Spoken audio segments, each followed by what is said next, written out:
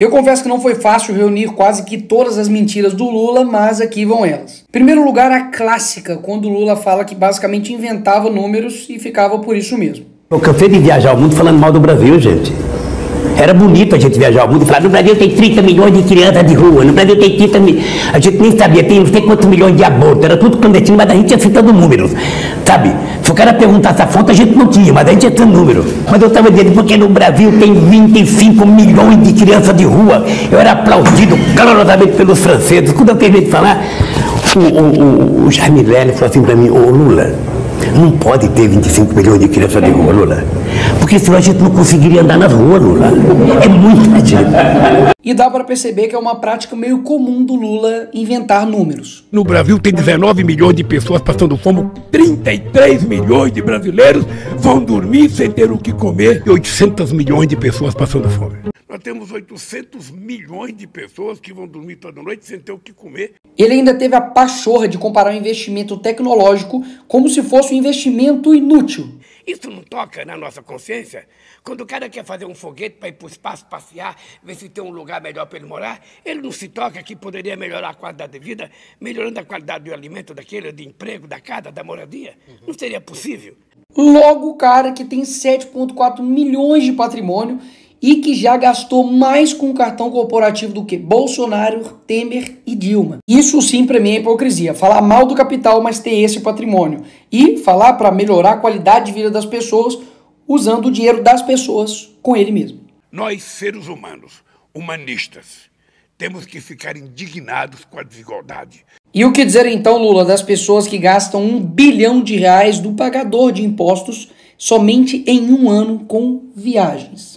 E essa apelação para o sentimento das pessoas só para poder ganhar voto não é de agora. Se ao final do meu mandato, Se quando eu terminar esse mandato, todos os brasileiros tiverem a possibilidade de tomar café da manhã, cada brasileiro tiver tomando café, almoçar e jantar, tiver almoçando e tiver jantando, terei cumprido a missão da minha vida. terei cumprido a missão da minha vida. Mais de 20 anos separam os dois vídeos e basicamente a promessa não se cumpriu. Até mesmo que ele continua usando as mesmas técnicas lá do passado que deram certo.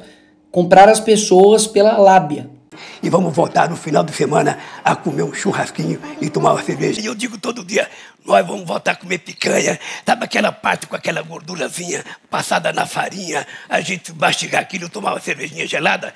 É tudo que o povo quer. E vamos voltar no final de semana a comer um churrasquinho e tomar uma cerveja. E depois teve a cara de pau de dizer que não era muito bem assim picanha, era um bife de soja. Na verdade, eu não estou prometendo churrasco, que eu estou dizendo que a gente vai voltar. Você não vai fazer um churrascão no quintal, não? A gente vai voltar a recuperar a economia desse país para que o povo possa, sabe, no final de semana, convocar a família e comer um bife de soja, um pastel de caju, qualquer coisa. No fim das contas, entregou abóbora. Uma abóbora. E não satisfeito, ele deu essa justificativa aqui sobre pessoas passarem fome no Brasil. E se nesse país a gente produz alimento demais e tem gente com fome, significa que alguém está comendo mais do que deveria comer. E quem lembra quando ele disse que ele era contrário ter amigos no STF? Não é prudente, não é democrático um presidente da República querer ter os ministros da Suprema Corte como amigos. Você não indica o ministro da Suprema Corte para ele votar favorável a você ou te beneficiar. Os ministros da Suprema Corte têm que ter currículo. Não só pelo papel que ele teve na minha defesa, mas simplesmente porque eu acho que o Zanin se transformará num grande ministro da Suprema Corte desse país. E além do Zanin, indicou também outro amigo, Flávio Dino, para o STF. Sim, esse aqui é o Flávio Dino. Eles são amigos desde quando o Flávio Dino era macho. Isso era o que aconteceria se eu tivesse terminado essa frase, mas continuemos. Lembra que ele também disse isso? Vou fazer uma coisa para você, vou fazer um decreto, acabando com o seu sigilo de 100 anos. Para saber o que tanto você quer esconder por 100 anos. Eu vou fazer um decreto, assinar, para saber o que esse homem esconde por 100 anos. E agora eleito, adivinha? Adivinha? Ele meteu o sigilo de 100 anos em mais de 1.332 pedidos. É tanta mentira que eles contradizem toda hora. Eu, quando namorava, muito tempo atrás, no Luxemburgo, eu tinha uma garruchinha 22. Agora escuta. Quem é que quer comprar arma? É o crime organizado e algumas pessoas que não querem fazer bem para ninguém. O cara até chegou a culpar o Bolsonaro pelos imóveis que foram perdidos lá no Alvorada. Só que adivinha, não estava perdido, estava lá e ele encontrou depois de 10 meses. E ele ama dizer que não é corrupto e que nunca roubou nada. Diga! Tá, o que eu roubei? E para não falar, é o Nicolas que está acusando ele, eu vou deixar o Antônio Palocci, ex-ministro do Lula, falar então. No fim do seu segundo mandato, aí ele preparou sua aposentadoria.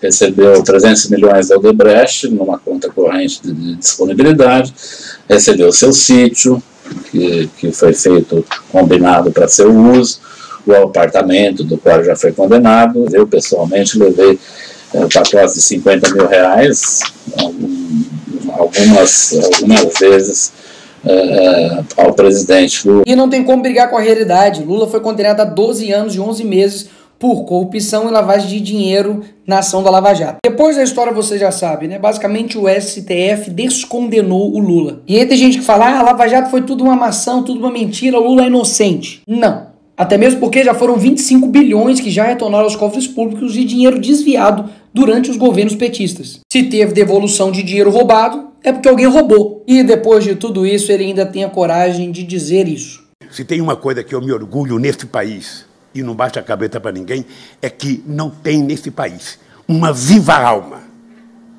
mais honesta do que eu. E o que eu quero mostrar nesse vídeo é que a mentira, ela tem poder. Obviamente não mais do que a verdade, mas ela também faz o seu estrago. Até mesmo porque, para pensar, num país com 220 milhões de pessoas, será que não tem ninguém melhor para dirigir o nosso país do que esse cara? Mas por que, afinal de contas, isso acontece? Porque as pessoas preferem mentiras que acalentam o coração e acalmam os seus ouvidos do que verdades que confrontam, que algumas das vezes vão ser amargas e ruins aos ouvidos, mas que no final das contas vai fazer você enxergar a verdade. E por fim, deixar esse vídeo aqui que se tem um dia que a minha alma foi lavada, foi esse dia. Mentiroso, ex-presidiário, traidor da pátria.